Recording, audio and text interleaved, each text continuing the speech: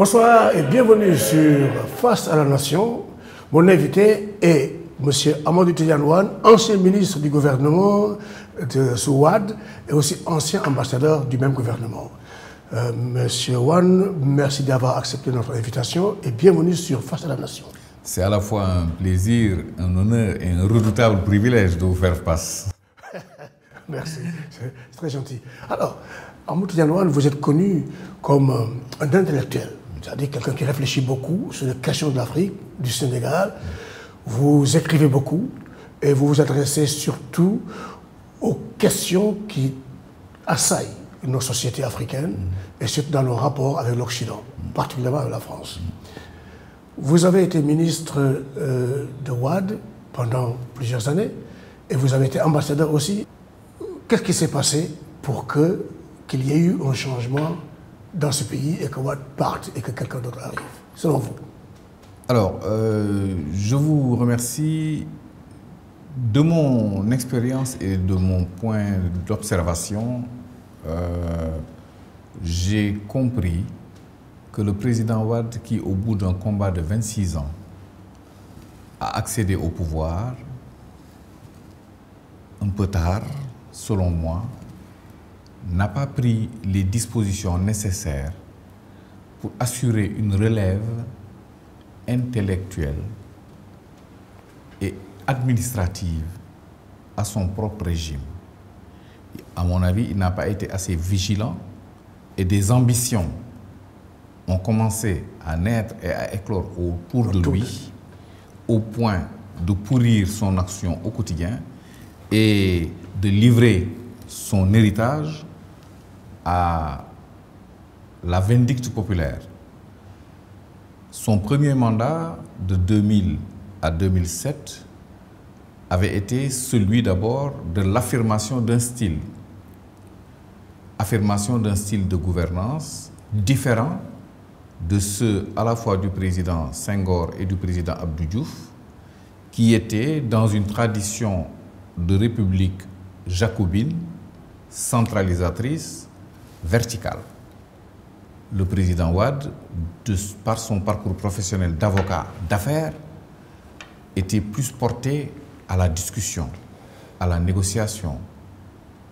Son parcours dans l'opposition l'a rapproché des populations les plus démunies dont il parle la langue et dont il connaît les codes de langage. À un point où le président Wade peut quitter un amphi de la Sorbonne et se retrouver à Mbadakhoune en train de parler à une foule de paysans qui ne sont ni francophones, ni ouverts sur le monde mondialisé. Ça, c'était sa force. Par contre, son choc frontal avec une administration habituée à des normes dites républicaines, mais souvent vidées de leur contenu, a fait que son premier mandat a été un mandat de tiraillement entre lui et les habitudes anciennes, fossilisées, qui avaient installé le régime socialiste pendant des années. Donc un mandat de tour de piste. Après 2007, quand il a été réélu, il a commencé les grands chantiers.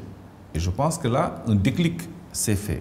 On a commencé à se dire un président doit être un bâtisseur.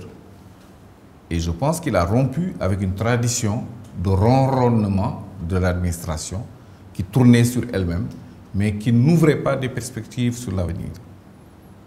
Il a rêvé d'un aéroport, il a construit. Il a rêvé d'un monument, il l'a construit. Il a rêvé d'une autoroute à péage, il l'a entamée. Il a rêvé de beaucoup de chantiers qu'il a eu le courage de porter.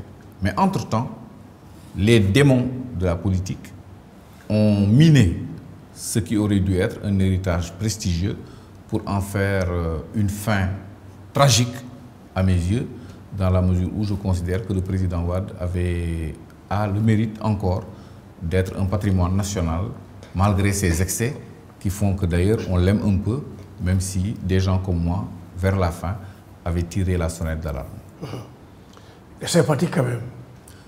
Sympathique. Monsieur Wade est sympathique. Sympathique, pas rancunier du tout. Il a plusieurs fois, il m'a dit un jour, je ne suis jamais fermé à la négociation. C'est une qualité. C'est une qualité d'un homme politique. Un homme politique ne doit pas être rancunier ni revanchard. Il faut toujours se donner une porte de sortie parce que les situations humaines sont complexes. Elles peuvent évoluer dans le bon sens. Il faut se donner une chance de récupérer tout ce qui peut l'être. Vous êtes ce qu'on peut appeler un futur acteur politique sérieux dans notre pays, c'est-à-dire vous faites partie des gens qui ne parlent pas beaucoup, qui ne sont pas dans les meetings, dans les revendications sonores, mais avec qui il faudra compter tôt ou tard, en tout cas. Est-ce que vous avez une position politique? Disons, ma position politique est que tant qu'on en a la force, les capacités, on doit servir et non se servir. On doit servir. Servir sa famille, servir ses amis, servir son pays, servir son temps. À quelque niveau de responsabilité que ce soit, on doit avoir comme objectif servir. Le retour du service, c'est d'abord la satisfaction morale. Et ensuite, c'est de mesurer l'impact qu'on a eu sur la vie de ceux qui nous entourent. Cela commence dans la famille, par l'éducation que l'on donne à ses enfants. Si vos enfants, lancés dans la société, les retours qui vous reviennent vous disent qu'ils ont été bien élevés, c'est une énorme satisfaction. Pour être plus concret, je sens que notre pays et notre continent ont besoin que plusieurs personnes d'une même génération rassemblent leurs forces autour de valeurs. Que sommes-nous devenus? Nous sommes des pays ayant une histoire antécoloniale prestigieuse, quoi qu'on dise. Nous sommes des pays qui ont connu des résistants à l'ordre colonial. Nous sommes des pays qui, depuis le Xe siècle et même avant, ont rencontré l'islam qui a sédimenté des valeurs de bravoure, de courage, de noblesse de caractère. Lorsque l'on regarde ce qui se passe autour de nous aujourd'hui, on est inquiet. On se pose des questions. On se dit, qu'est-ce qui arrive à notre si beau pays qui verse dans les insultes, qui verse dans la médisance, dans les complots à la petite semaine, dans les pièges et les choses trappes, et on se dit, on a une responsabilité. Devons-nous regarder, impassibles, ce qui se passe, chacun replié sur lui-même, avec son petit confort, ou faut-il franchir le pas et porter un discours neuf qui puisse mobiliser et changer l'ordre des choses? Rien dans la génération vivante ne prédit le succès de la génération future.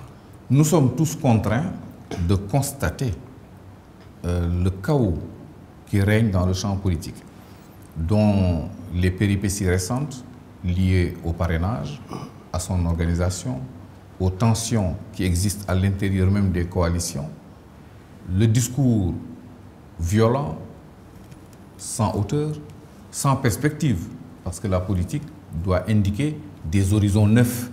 La politique doit désigner des objectifs supérieurs et faire tendre... Et noble, la politique. Et noble, et faire tendre les populations organisées vers l'atteinte de ces objectifs. Or, aujourd'hui, c'est ôte-toi de là que je m'y mette. Ôte-toi de là que je m'y mette. Pas pour changer les choses, non, pour vous changer, vous, de poste, récupérer votre poste et les avantages qui y sont rattachés pour nourrir une clientèle autour de moi et améliorer le sort d'une minorité par rapport à une majorité qui attend. C'est cela, à mon sens, qu'il faut interroger. La politique, ça peut être très noble, mais on est à un point où le poète Charles Carrère, poète sénégalais, a dit un jour, la politique c'est un art que nous avons perdu il n'y a pas longtemps, a dit un jour une belle phrase, la politique c'est un art mineur. Et c'est vrai que sous nos tropiques, quand vous regardez le phénomène des vases communicants entre pouvoir et opposition, l'expertise consiste à se faire remarquer du prince et à trahir ses anciens amis pour le rejoindre. ça en devient lassant parce qu'aujourd'hui, on sait tout le temps vers qui va tel leader dans la mesure où ses postures, attitudes et propos nous indiquent qu'il est en train de transhumer, comme on dit. Ce vocable pastoral, déshonorant s'il en est, a pris droit de cité, et animalier, a pris droit de cité chez nous, et il est malheureux qu'un si noble métier, qui est le don de soi à la collectivité, soit transformé en une modalité d'enrichissement illicite, d'une part, et d'autre part, de raccourci pour la promotion sociale. Alors, les conséquences sont désastreuses, parce que la jeunesse ne voit que ça. Ceux qui ont aujourd'hui 20 ans ne voient pas autre chose. Quand nous avions 20 ans, c'était différent. Quand nous avions 20 ans, entrer en politique, c'était comme entrer en religion. Nous étions formés par la gauche sénégalaise, éduqués depuis le lycée, dans le mouvement élève, mouvement étudiant. Mais il n'y avait pas de projet d'enrichissement ou d'amélioration sociale. La politique, à l'époque, c'était simplement un horizon de sacrifice avec comme rêve le grand soir, ce que nous appelions le grand soir. La révolution nationale, démocratique et populaire qui enchantait nos rêves et nous donnait une perspective à tellement long terme que personne ne pensait à avoir un poste, une maison ou une voiture avec la politique. Malheureusement, la politique est devenue mercantile. Entre-temps, vous avez remarqué, depuis une vingtaine, une trentaine d'années, le politique le plus ordinaire est encadré par des bodyguards, ce que nous ne connaissions pas. Dans notre jeunesse, les ministres n'avaient pas de garde-corps. Les ministres n'avaient pas de garde-corps. Ils étaient seuls dans leur voiture avec leur chauffeur. Du temps même de notre jeunesse, il y avait un grand place, dans une grande dibiterie de la place, chez Baye Barik, où quand vous veniez le samedi après-midi, il y avait 6 ou 7 déesses noires de ministres qui mangeaient là leur viande et qui jouaient à la belote avec leurs amis. Sur l'avenue Bourguiba, devant la maison de M. Habib Thiam, l'ancien premier ministre Abdou Diouf, qui adore la belote, jouait là de la belote dans la rue avec ses amis et collègues ministres. C'est ce Sénégal-là que nous avons connu, nous. Que nous avons perdu. Et que nous avons perdu parce qu'aujourd'hui, même un petit directeur a des garde-corps. Un tout petit directeur, il m'est arrivé d'aller dans les manifestations publiques, de voir des lutteurs rentrer, et je cherchais du regard, mais qui c'est la personne si importante qui doit arriver? Et quand je vois un individu, ma foi, insignifiant, inconnu au bataillon, débouler sur scène, et je demande, mais qui c'est? Et on me dit, c'est le directeur de tel, de tel. Je dis, bon, très bien. Mais il faut que l'on retourne à des fondamentaux. Justement, est-ce que vous comptez mener une action? Pour le moment, et depuis des années, je contribue par ma réflexion. J'ai commencé à réseauter avec des gens en leur disant, on ne peut plus se contenter de regarder sans rien faire. On ne peut plus, au-delà de 65 ans, se dire qu'on a du temps. On n'a plus de temps. Mais on a du temps pour bien faire, justement. Parce que les délais se raccourcissant, on n'a pas des objectifs démesurés. Mais on veut contribuer à ce qu'il y ait un déclic refondateur de notre vivre ensemble. Il y a tellement de valeurs qui ont été malmenées ces dernières années. Les valeurs d'éthique, de fraternité, de responsabilité, de solidarité, de vivre ensemble, sont piétinés quotidiennement par des discours à la fois incendiaires et irresponsables qui ne mesurent pas la portée et les conséquences d'un certain nombre de propos, surtout véhiculés dans un certain nombre de médias, d'autant plus que les réseaux sociaux ont complètement désarticulé les voix et les canaux du dire. Il faut donc qu'il y ait de nouvelles postures. Il faut qu'il y ait un nouvel appel à la responsabilité. Il faut qu'il y ait une mobilisation collective d'intelligence convergente vers un mieux-être collectif. On ne peut plus se taire. Et c'est sous ce rapport-là que je compte m'engager, ne pas me taire. Déjà fait. Et rassembler Merci pour l'opportunité qui m'est donnée dans un média que je respecte et où j'ose exprimer sans me faire contredire n'importe comment. Merci pour ça. Le plaisir est pour nous. Vous connaissez certains, n'est-ce pas, dans l'équipe du gouvernement actuel. Certains ont été vos collègues sous Wade. Est-ce qu'il vous arrive de deviner leurs intentions ou leurs actions et réactions? Peut-être au niveau anecdotique, je connais tout le monde, du président de la République à certains de ses ministres et beaucoup de personnes, même autour de lui, à la fois de son parti ou hors de son parti et qui sont dans l'État. Je discute avec certains, je ne cache pas mes positions, je leur fais partager mes écrits, certains d'entre eux réagissent de manière très positive, mais le mal que nous avons, c'est un système, c'est le système. Nous avons un système, un État, qui est lui-même corrompu et corrupteur. Parce que l'État sénégalais, hérité de la colonisation, a donné des mécanismes de pouvoir trop importants à la fois au président de la République, déjà, avec ses fonds politiques, à mon avis, excessifs, et surtout qui sont gérés de manière opaque et clientéliste. Ça doit absolument être corrigé. Absolument.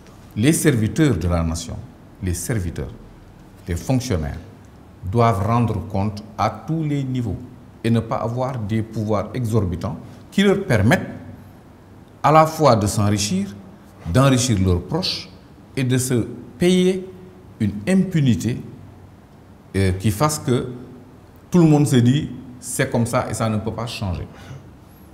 C'est intéressant dans la mesure où l'irruption sur la scène politique d'un fonctionnaire comme le maire de Ziguinchor, le nouveau maire de Ziguinchor, Ousmane Sonko, a été un élément nouveau. Voilà un fonctionnaire qui travaille dans une régie financière et qui sort les cafards. Ça, c'est un élément nouveau perturbateur parce que l'administration était habituée à une certaine forme d'omerta.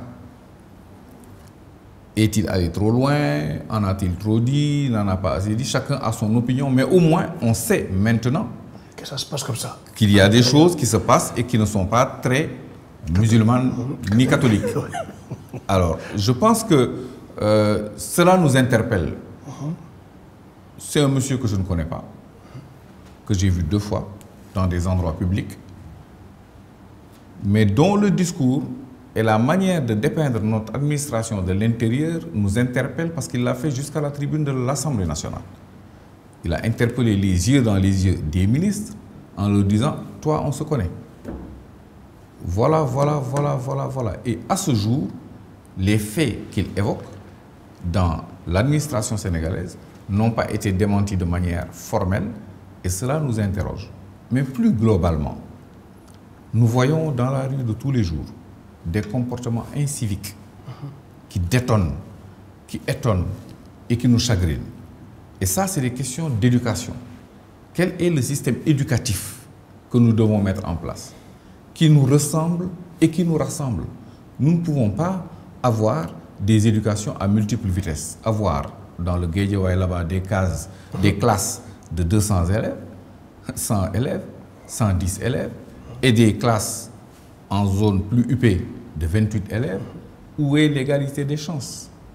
Ce sont des choses que nous devons interroger. Quel est le système éducatif que nous devons avoir, avec quelle valeur fondatrice? Depuis des années, on parle de l'intégration des langues nationales, que je préfère appeler maternelles, dans le système éducatif. L'UNESCO et la plupart des psychologues de l'éducation ont convenu qu'étudier dans sa langue maternelle accélère l'acquisition des savoirs. Faire étudier à un enfant le français avant de lui faire accéder à des savoirs est un retard considérable. Première chose, comment on fait pour régler ça au lieu des discours aériens? Une des idées que moi je défends, c'est que de l'école primaire à l'université, on doit rendre obligatoire l'apprentissage d'une langue autre que sa langue maternelle. Si moi, Amadou Tidiane Won, qui parle Pulaar et Wolof, on m'oblige à étudier le sérère, on est en train de travailler à renforcer le sentiment national, le sentiment de fraternité. Et ça me prépare demain, si je suis en cadre de l'administration territoriale, d'être affecté en pays sérère où je parlerai la langue au lieu de parler en français et de me faire traduire comme du temps de la colonisation. Et ça, c'est des choses qui auraient dû, à mon avis, être commencées depuis 60 ans, depuis notre accession à l'indépendance. Malheureusement... C'était pas le plan de Mamadou Dia. Et on a vu comment il s'est fait descendre. Parce qu'effectivement, à la fois les radios rurales, d'animation rurale qu'il avait mises en place pour donner la parole aux paysans, recueillir leurs avis sur le cycle pluviométrique, etc. C'était, à mon avis, la belle trajectoire. Le Sénégal, le 17 décembre 1962, a fait un crash aérien, à mon avis, et on le paye à ce jour. Et malheureusement, malgré l'effort qui a été fait aux assises nationales, malgré beaucoup d'idées qui circulent, à chaque fois, c'est comme si nous tournions en rond. On se mord la queue. On se mord la queue. Et puis, les assises, d'ailleurs, les conclusions des assises n'ont jamais été respectées par le pouvoir actuel.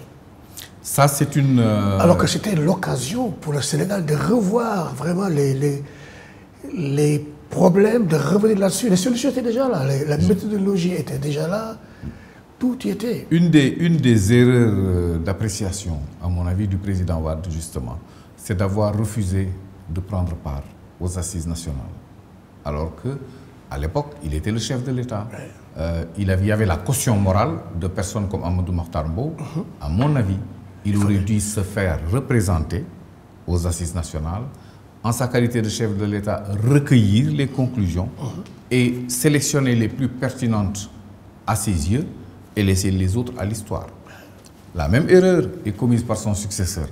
Parce que le président Macky Sall aurait dû, à mon avis, non seulement valider les conclusions des assises nationales, mais en faire un monitoring pour sa gouvernance.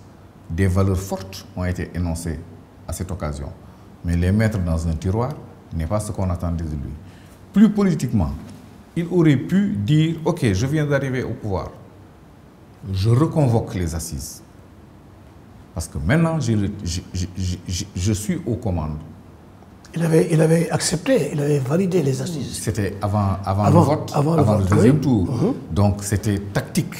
Mais après, il a fermé le dossier des assises nationales. Or, je pense que des patriotes sérieux, dont le doyen Amadou Mahtar Mbow, pour qui on prie qu'Allah le préserve en bonne santé le plus longtemps encore, avaient quand même le profil de Sénégalais qui aiment leur pays, qui ne sont demandeurs de rien à titre personnel et qui peuvent réfléchir gratuitement pour le pays et le faire avancer.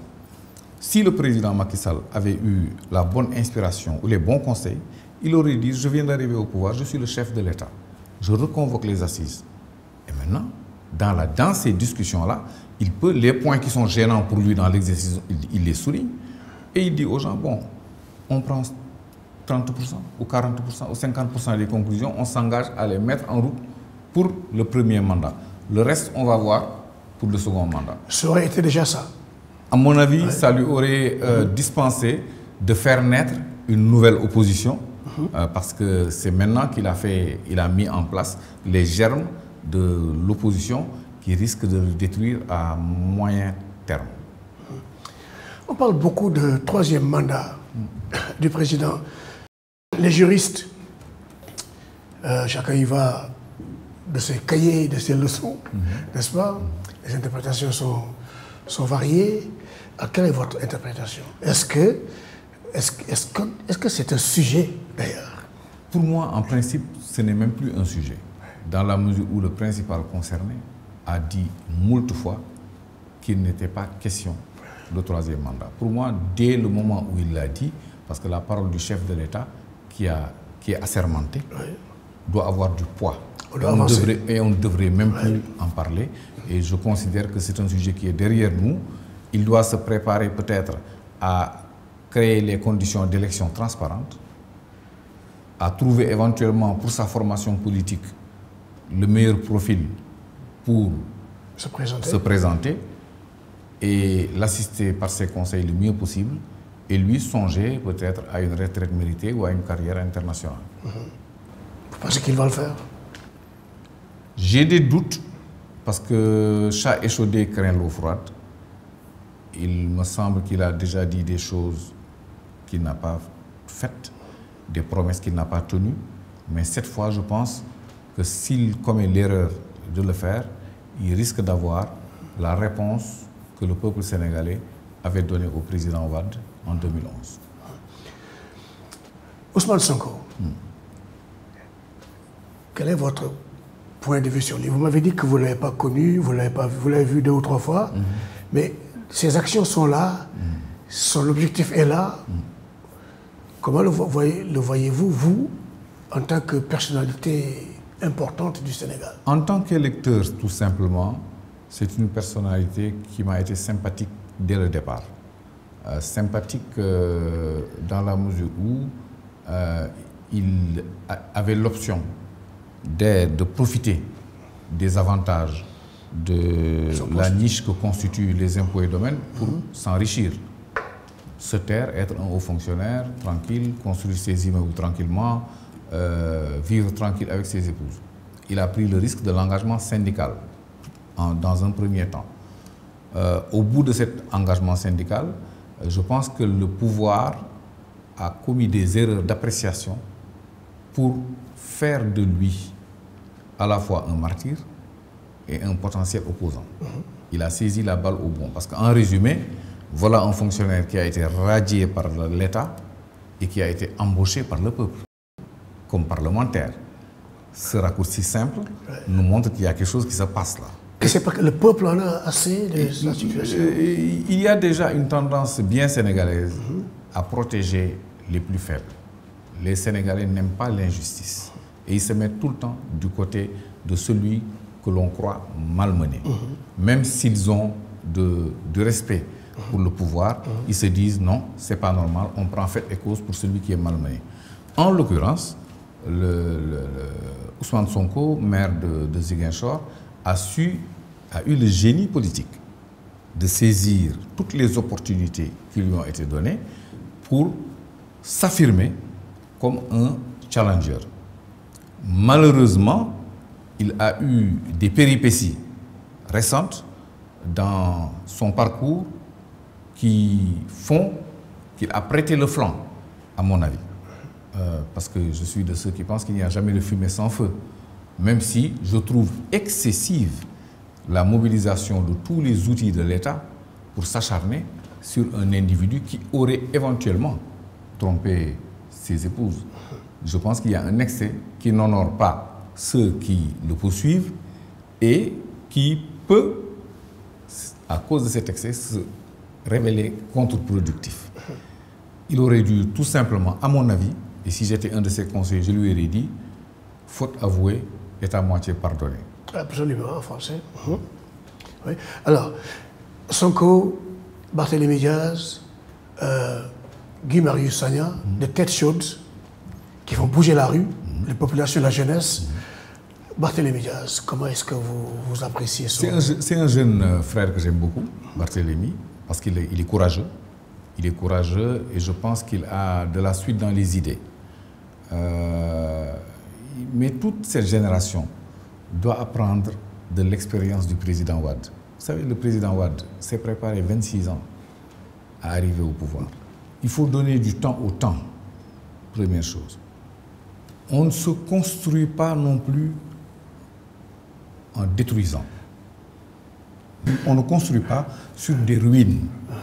À mon avis, le discours de cette génération doit s'affiner et savoir que ce ne sont pas les foules ou les jeunes qui courent dans la rue qui sont le Sénégal.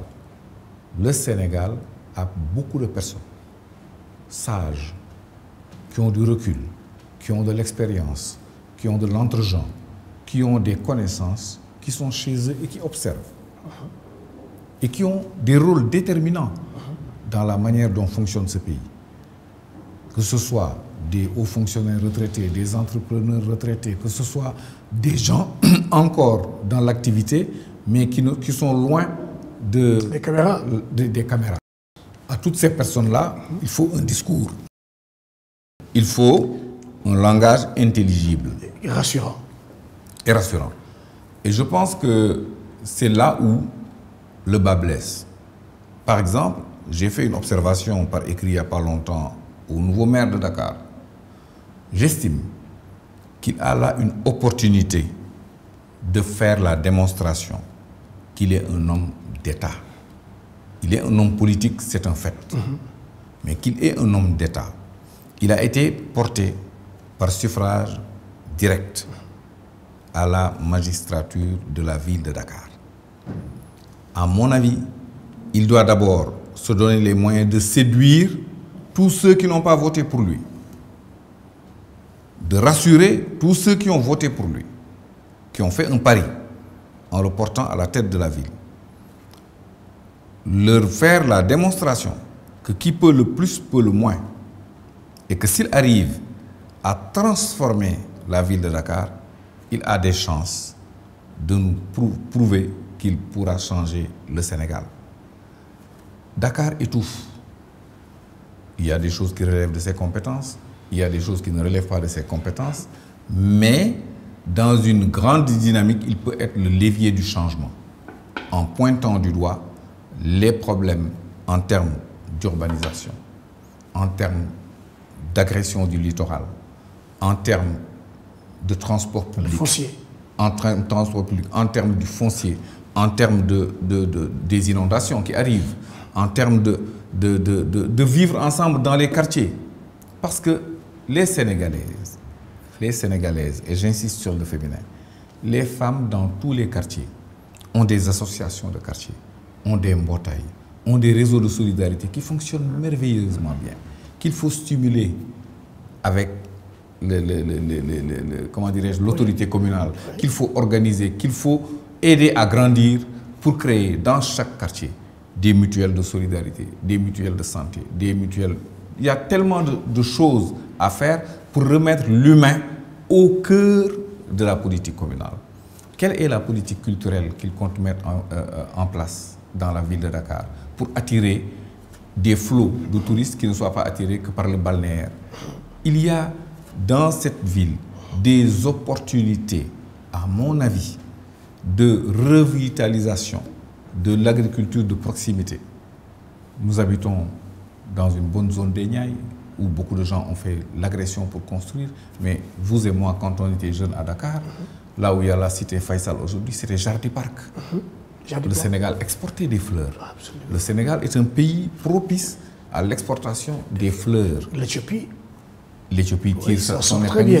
Voilà. Le Kenya. Les problématiques qui interpellent le maire de Dakar pour améliorer notre quotidien, nous aider à redonner du sens à notre vivre ensemble, sont au-delà d'un poste de député ou d'une querelle électorale sur des préséances, sur des listes.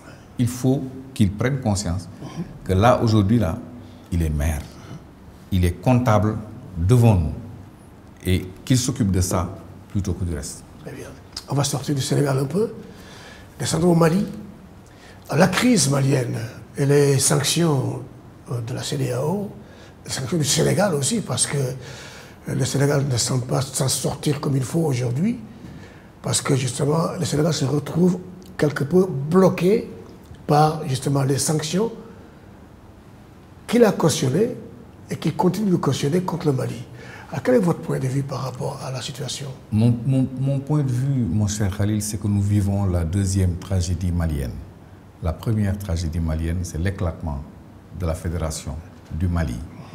Nous étions enfants, mais nous avons vu nos parents déchirés parce que leurs amis, qui étaient fonctionnaires du gouvernement fédéral, devaient prendre le train avec armes et bagages pour rentrer à Bamako. Les larmes qui ont coulé sur certaines joues à l'époque, les tragédies familiales et les traces profondes que ça a laissées entre deux pays que tout unit. Aujourd'hui, cette crise malienne est comme un réveil douloureux de tant de peine et de tant de plaies qui avaient fini par guérir. Au nom de quoi, nous, le Sénégal, devons-nous fermer nos frontières avec le Mali alors que nous sommes le même pays? Nous sommes la même nation. Au nom de quel intérêt géopolitique, géostratégique ou simplement économique d'épicier pouvons-nous légitimer le fait de priver nos douanes de recettes, de priver notre port de trafic, de priver nos transporteurs de tout le flux humain et de marchandises qui quotidiennement nous relient au Mali? Et là, ce qui fait mal, c'est que c'est le peuple malien qui est en train de renaître et de se reconnecter à son histoire de résistance, à sa geste historique, qui fait que c'est un peuple fier, altier, dominateur. Et s'il renoue avec ses forces intérieures, s'il retrouve la vitalité spirituelle de cette histoire, ils vont définitivement tourner la page de cet assujettissement à la France. Et je pense qu'il y a des signes avant-coureurs qui montrent que le Mali est en train de faire sa mue en profondeur. Et d'ailleurs, pour des gens de ma génération, on est en train de boire l'énergie spirituelle qui se dégage du Mali en se disant c'est un signal pour une Afrique nouvelle. Parce que jeter en pâture les militaires, c'est trop simpliste. Parce que sous le militaire, c'est un citoyen. Il faut qu'on sorte de ces définitions de Saint-Cyr pour nous dire que le soldat, etc. Si le soldat sent la douleur de son peuple et s'empare des revendications légitimes de ce peuple pour donner corps à une nouvelle vision, pour une séquence historique donnée, c'est jouable. L'essentiel pour moi, c'est que toute la société civile malienne, tout le peuple malien aide les autorités de la transition à traverser le cap. Le moment venu, il faut aussi que les autorités militaires retrouvent le sens de la raison et restituent aux civils, dont c'est le rôle d'exercer le pouvoir civil, et qu'eux, ils retournent dans les casernes défendre l'intégrité territoriale du Mali qui est très très largement entamée en raison à la fois du terrorisme local et du terrorisme international dont les ramifications parfois vont très loin. Mais très souvent, quand les militaires prennent le pouvoir, quand ils travaillent et qu'ils remettent le pouvoir aux civils, on retrouve souvent des politiciens vendus à l'Occident qui reviennent, qui détruisent le travail solide, n'est-ce pas, qui a été développé par les militaires. Je comprends aujourd'hui que les militaires au pouvoir au Mali hésitent. Mais de l'autre côté aussi, il faut qu'ils sachent aussi partir. Non, c'est clair. Parce que, voilà. C'est pour cela que je vous dis, la mobilisation responsable de la société civile malienne, de la classe politique malienne, avec des personnalités très fortes qui sont au Mali. Enfin, je parlerai des anciens ministres de la Culture que je connais un peu, les Cheikh Sissoko, les Aminata Traoré, qui ont quand même une grande culture générale. Ils doivent pouvoir s'entendre sur un modus vivendi pour 1 an, pour 2 ans, pour 3 ans. C'est pas ça, c'est pas le temps qui est important. C'est où est-ce qu'on est arrivé. Quels sont les fondamentaux qu'il fallait restaurer au niveau de l'État, au niveau des institutions, au niveau des modalités d'accession et de cession du pouvoir. Quels sont les fondamentaux sur lesquels la plus grande partie des acteurs politiques et civils maliens s'entendent. Une fois que ça c'est atteint, on ne peut pas dire que c'est en 1 jour ni en 2 jours, mais on consent que ce n'est pas la durée d'un mandat. On s'entend et après c'est des détails. Mais que ce ne soit pas non plus sous la pression de pays extérieurs. Comment M. Macron peut-il, de sa France, décider que voilà, ça doit se faire en 2 ans, ça doit se faire en 3 ans, ou qu'un chef d'État sénégalais, fut-il sénégalais, décider des délais? Ça, c'est au peuple malien de sécréter les modalités, les voies et les moyens d'organisation de sa vie publique. Et ça, je pense qu'il faut le respecter. Mais faisons tout pour ne pas que la graine meure. La graine semée au Mali est une graine de renaissance africaine. C'est mon point de vue, c'est ma prière, et j'espère que tous les pays environnants seront touchés par cette grâce. Le monde est en guerre, on peut dire ça aujourd'hui, avec la guerre en Ukraine, l'invasion, les attaques de la Russie sur l'Ukraine. Cette situation ne nous laisse pas, nous, indifférents, parce que nous sommes aussi affectés par les conséquences directes ou indirectes de cette guerre qui se mène aujourd'hui. Le Sénégal a pris position. Comment analysez-vous cette position? La position du Sénégal telle que je l'ai comprise, c'est une position d'équidistance, telle que je l'ai comprise. En tout cas, nous n'avons pas pris parti, forcément. Nous nous sommes même abstenus lors du vote aux Nations Unies. Je pense que nous aurions dû avoir à la limite la même position déjà à côté de chez nous. Parce que c'est vrai que la plupart de notre blé vient d'Ukraine ou de Russie. Cela veut dire que si jamais on n'a plus de blé, on n'a plus de pain. Et pour les Sérères de mon pays, c'est plus qu'une douleur, c'est la fin du monde. Mais plus sérieusement, je pense que ce qui est en train de se jouer en Ukraine, c'est un réchauffement de la guerre froide. C'est toujours l'Occident libéral, sûr de lui et dominateur, conduit par un pays qui était cher, les États-Unis d'Amérique, et son satellite, l'OTAN, qui veulent organiser le monde avec leur agenda. Il se trouve que la Russie n'est pas un petit pays, c'est un grand peuple qui fut un empire.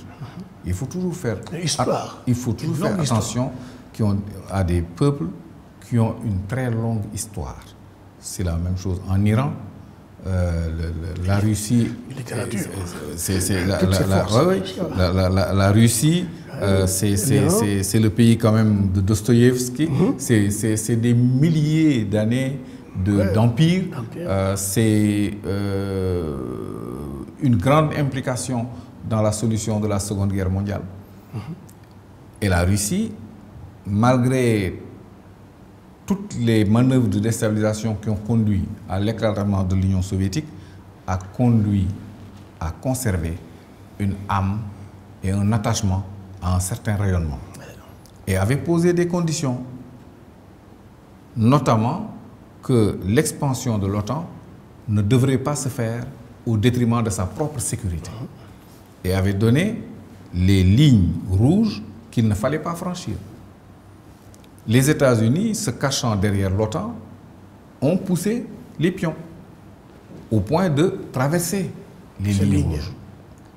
Poutine, qui est historien, qui connaît l'histoire de la Russie, qui connaît l'histoire des relations entre la Russie et le reste du monde, a averti et avait dit que si vous dépassez là, voilà ce qui va se passer. Et il a mis ces menaces à exécution. Ce qui m'inquiète, c'est que Poutine ne peut pas sortir de ce guêpier-là que entre les jambes. C'est quitte ou double. C'est quitte ou double. Or, quand un chef d'État a à sa disposition le bouton nucléaire, il faut, à mon sens, éviter de le mettre dos au mur, parce qu'il peut avoir des réactions inconsidérées. Alors c'est là mon inquiétude, mais je pense que l'Afrique devrait saisir l'occasion où tous ces pays sont occupés à autre chose pour tirer son épingle du jeu, notamment cette autosuffisance alimentaire dont nous parlons. Et c'est le moment d'essayer de faire quelque chose. C'est le moment d'essayer de toutes nos zones cultivables qui sont à l'air libre. Faisons tout pour équiper nos paysans, cultivons des choses que nous allons manger, changeons nos habitudes alimentaires. Je veux dire, il faut de la volonté. Là, il faut donc que la jeunesse soit consciente et qu'elle accepte justement de bouger vers... C'est une question d'éducation. Ouais. Tu sais, Khalil, il faut créer des winning stories. Il faut créer des belles histoires. Si demain, l'État dit « Ok, on va tout faire pour que Khalil Gueye devienne un entrepreneur agricole. » On met les moyens. Khalil est une personne connue, personnalité connue à laquelle s'identifient beaucoup de jeunes. Il va attirer 1000, 2000 personnes. Et les petits ranchs qu'ils ont essayé, c'est l'occasion de dire ça, c'est les petits projets que je trouve sympathiques. Les projets de l'ANIDA, les projets du PRODAC, où on fait des petits ranchs de 9 hectares, 10 hectares pour regrouper des jeunes, on les multiplie par N. Et on dit aux jeunes gens, maintenant, personne n'a plus le droit de vendre des petits gadgets chinois dans les rues pour 1000 francs la journée ou 2000 francs. Arrêtez, parce que vous pouvez, si vous arrivez à Sangalkam ou un peu plus loin, à avoir de 2 hectares, 3 hectares de piment, vous allez gagner temps. Et c'est extraordinaire, les chiffres dans l'agriculture, ce que ça peut rapporter. Mais il faut leur montrer. Mais il faut l'État. C'est à l'État de le faire. C'est à l'État de le faire. C'est à l'État de le faire. Personne ne peut se réveiller parce que l'État peut donner des garanties. L'État peut donner, au lieu de donner 80 000 francs à 500 000 ménages, attendez, c'est ridicule. Ça fait tout de suite des milliards. Ces milliards-là, autant les investir dans quelque chose qui rapporte ou qui peut stimuler l'entrepreneuriat. Il y a vraiment des choses sur lesquelles, ça, ce n'est pas de la politique qu'on doit discuter. Ça, c'est une réflexion profonde de votre part. Est-ce que c'est ce que vous auriez fait, vous, si vous étiez à la tête du Sénégal, président du Sénégal, à la tête de l'OUA, ce que vous auriez fait pour toute l'Afrique? Mais d'abord, et c'est vrai qu'il est temps de rappeler au président qu'on a 1 an, il est le président de l'Afrique. Dakar est la capitale de l'Afrique. Et déjà, de ce point de vue-là, déjà, il aurait dû, la première semaine, régler cette histoire du Mali, là. Et discuter avec le nouveau maire de Dakar. Et ça... Travailler justement sur une consolidation de notre capitale. Tout à fait. Et arrêter les querelles politiciennes. Mais ils ne peuvent pas être, lui, élu au suffrage universel, le maire de Dakar élu au suffrage universel, et se chamailler, alors que nous, on attend. Nous, on attend des résultats. On les regarde. On a voté pour eux. Ils ont tous les pouvoirs. Et ils ne s'entendent pas. Mais ils auraient dû se voir. La première semaine, le président de la République aurait dû... Et le maire de Dakar a demandé à le rencontrer. Ouais, et ça, il faut le lui reconnaître. Ouais, il a sollicité Urbi et Orbi une audience pour le maire de Dakar, pour discuter des problèmes de la ville. Le faire attendre, c'est déjà pas élégant. À mon avis, il aurait dû le convoquer, pour ne pas dire l'inviter, à venir lui rendre visite au palais. Lui dire, bon, maintenant tu es élu, la bataille électorale c'est derrière nous. Quels sont les problèmes sur lesquels l'État doit pouvoir vous accompagner? Parce que c'est à vous de définir la politique de la ville, mais c'est à nous de définir la politique du pays. Oui. Quels sont les points de convergence? Quels sont les points de divergence? Quels sont les points sur lesquels nous devons collaborer ensemble? Où est-ce que vous comptez aller au niveau de la coopération internationale? Comme ça, ma diplomatie se met en route, les ambassadeurs se mettent en route. Mais vous savez, si les ambassadeurs sentent qu'il y a une défiance entre le président de la République et le maire, ils ne vont pas lui faciliter le travail. Mais bien sûr. Parce que chacun veut conserver son poste. Et le poste d'ambassadeur est un poste de confiance du chef de l'État. C'est lui qui vous donne des lettres de créance. Et les lettres de créance, si vous les lisez, mais vous avez froid au dos. Parce que c'est comme si vous êtes le chef de l'État du Sénégal à l'étranger. Il dit dans ses lettres, ce monsieur-là, tout ce qu'il dit, c'est moi qui le dis. Donc, il ne peut pas, un ambassadeur ne peut pas être dans une position de défiance vis-à-vis du président. Et il ne facilitera pas le travail à un maire qui affirme son opposition frontale avec le chef de l'État, ce qui n'est ni raisonnable, ni opportun à mon sens. Et de ce point de vue-là, le nouveau maire de Dakar a besoin d'être, à mon avis, conseillé pour qu'il puisse atteindre ses objectifs, qu'il adoucisse son discours. Il n'est plus dans la conquête là. Il est dans l'installation. Il a déjà conquis. Il a besoin de s'installer et de s'inscrire dans la durée aux prochaines élections, il reprendra sa Kalachnikov. On termine par l'islam au Sénégal. Il y a beaucoup d'islam dans l'air, n'est-ce pas, la télévision, la radio, etc. On a vu aussi récemment des écarts de langage, n'est-ce pas, de marabouts, de responsables religieux, ou même des comportements peu respectables, n'est-ce pas, de certains animateurs d'émissions religieuses, n'est-ce pas, qui s'amusent presque avec la religion. Comment voyez-vous ça? D'abord, avant qu'on développe le cas des oustas, par exemple. Oustas, comme vous le savez si bien, pour nous, c'était, quand on était gosse, les oustas, c'était des maîtres d'arabe, pour apprendre l'arabe, la langue arabe. Absolument. Okay? Et que c'est les sérignes qui parlaient de Coran, n'est-ce pas? Alors aujourd'hui, tout est mélangé. On a des oustas très, très prolifiques. Qui sont des stars. Des stars à la télé et qui parlent de buzz. Bon, le buzz, d'abord, il faut savoir que le buzz est une popularité qui dure le temps que l'on prononce le mot. C'est buzz, c'est parti. Vu la brièveté du succès lié au buzz, qu'il faut en faire tous les jours. Oui, c'est ça. Et c'est ça qui explique la surenchère. Parce qu'il faut toujours faire parler de soi. Oui. Et l'une des tares du buzz, c'est que c'est faire parler de soi pour faire parler de soi. En bien ou en mal, ça n'a pas d'importance. L'essentiel, c'est qu'on parle de vous. Or, en matière religieuse, qui est une matière très sérieuse et qui engage la responsabilité individuelle de chaque personne, chacun devrait faire attention sur les limites à ne pas franchir. Nous avons développé une tendance au Sénégal depuis quelques années, c'est de faire du mois de Ramadan le mois des railleries. Or, dans l'esprit et dans la lettre du Coran, des hadiths et des recommandations de tous les saints, qu'ils soient sénégalais ou planétaires, le mois de Ramadan, c'est un mois de recueillement, de purification spirituelle et physique. C'est un mois de pardon, de repentir. C'est un mois où l'on essaye de faire une assise intérieure pour s'interroger sur les qualités et les défauts que l'on a pour les changer le cas échéant. Ce n'est pas un mois où on s'amuse, surtout pas avec le Coran.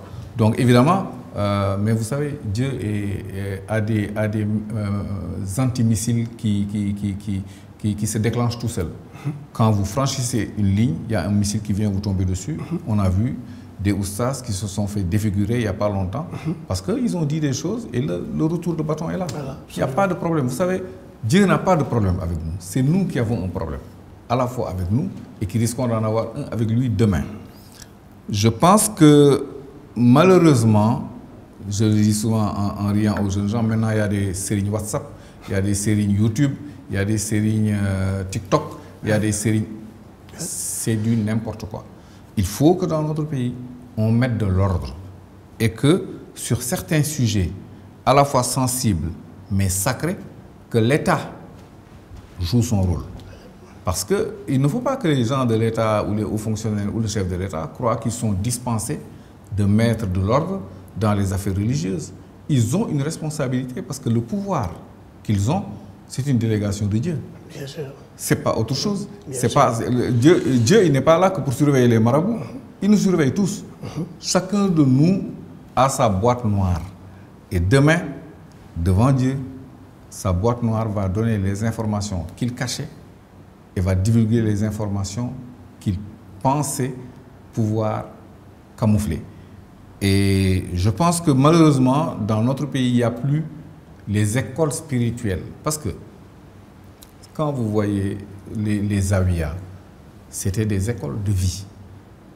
Vous venez vers un guide spirituel qui vous jauge, qui vous cherche à comprendre quel type de personnalité que vous avez et qui essaye de vous aider à corriger vos défauts et à améliorer les qualités qu'il voit potentiellement en vous. C'est à la fois une école spirituelle, une école morale, une école physique, parce qu'il y a même une manière de s'asseoir devant son guide religieux, qui fait que vous avez la maîtrise de votre corps, que vous avez la maîtrise de vos sens, que vous savez quand lever les yeux, quand ne pas les lever. Alors, tout ça, c'est une école de vie, mais nous avons prétendument civilisé, pensé que ces comportements étaient surannés. Je repose la question du livre de l'aventure ambiguë de Cheikh Hamidou Kane. Ce que l'on gagne, vaut-il ce que l'on perd? Dans le monde actuel, on doit se demander, est-ce que la civilisation des Blancs est vraiment une civilisation? Est-ce que liberté veut dire libertinage? Est-ce que luxe veut dire luxure? Les mots ont des sens et chaque mot a des conséquences. Que voulons-nous être? Quel type de personne l'Africain veut être? Je vous rappelle que l'Africain est le fils aîné de la terre. Aujourd'hui, tout le monde est d'accord. Ça veut dire quoi? Ça veut dire que les premiers hommes étaient des Noirs africains. Ça veut dire que s'il y a eu une civilisation qui a dominé le monde, elle était noire. La question est, comment se fait-il que de cette position, nous soyons devenus des esclaves? Qu'est-ce qui nous a fait dégringoler? Et que devons-nous faire pour remonter? Ça, c'est des questions qu'on doit interroger à la fois par l'histoire et par les textes sacrés qui vont nous démontrer que c'est parce que nous avons chosifié nos dieux que le Dieu seul et unique nous a dégradés. C'est un autre débat. Oui, c'est un autre débat, les enfants d'Israël. Un autre débat.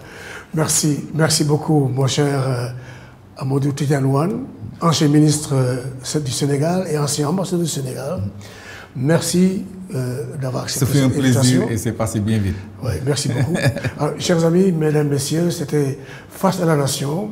Et notre invité, c'était Amadou Tidiane Wane, ancien ministre et de la culture, hein, oui. Et ancien ambassadeur du Sénégal au Canada. Merci d'être resté avec nous pour suivre cette émission et à très bientôt sur Face à la Nation.